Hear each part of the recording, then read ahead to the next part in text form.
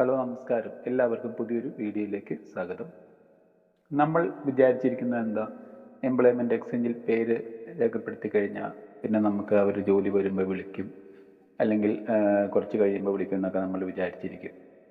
നമുക്കൊരു 42 അല്ലെങ്കിൽ 43 വയസ്സായിട്ട് എംപ്ലോയ്മെൻറ്റിൽ നിന്ന് വിളിച്ചില്ലെങ്കിൽ നമ്മളവിടെ പോയി അന്വേഷിക്കണം, എന്താണ് നമ്മളെ വിളിക്കാത്തത്, അതിൻ്റെ കാരണങ്ങളൊക്കെ നോക്കണം. അതോടൊപ്പം തന്നെ നമ്മൾ നമ്മുടെ സീനിയോറിറ്റി ലിസ്റ്റ് അവിടെ പരിശോധിക്കുകയും വേണം.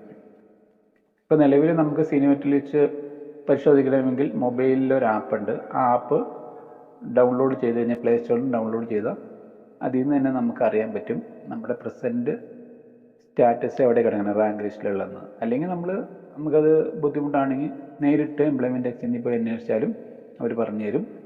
അതോടൊപ്പം തന്നെ എന്ത് ജോലിയും ചെയ്യാൻ തയ്യാറാണെന്നുള്ളൊരു സമ്മതപത്രം എംപ്ലോയ്മെൻറ്റ് ഓഫീസർക്ക് മുമ്പാകെ നമ്മൾ എഴുതി കൊടുക്കുകയും വേണം.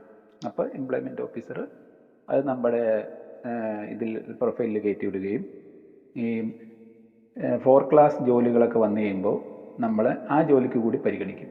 നമ്മളങ്ങനെ കൊടുത്തില്ലെങ്കിൽ എല്ലാ ജോലിക്കും നമ്മളെ പരിഗണിക്കില്ല. അതോടൊപ്പം തന്നെ നമ്മൾ 50 വയസ്സ് വരെ മാത്രമാണ് എംപ്ലോയ്മെൻറ്റ് എക്സ്ചേഞ്ചിൽ നിന്ന് ജോലിക്ക് വിളിക്കുകയുള്ളൂ.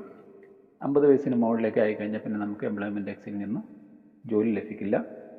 അപ്പോൾ എത്രയും പെട്ടെന്ന് ഒരു 40-43 വയസ്സായവരൊക്കെ എംപ്ലോയ്മെൻറ്റ് എക്സ്ചേഞ്ചിലേക്ക് ചെന്നിട്ട് ഞാൻ പറഞ്ഞ പോലെ ഈ കാര്യങ്ങളൊക്കെ ചെയ്യുക.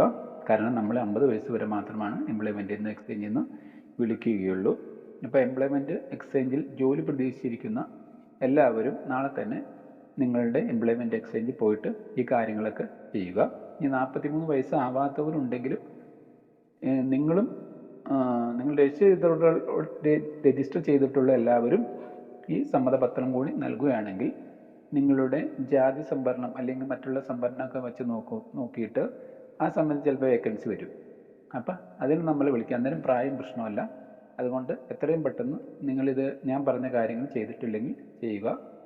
ചാനൽ ഇഷ്ടമായാൽ ദയവായി ചാനൽ സബ്സ്ക്രൈബ് ചെയ്യൂ, ലൈക്ക് ചെയ്യൂ, ഷെയർ ചെയ്യൂ.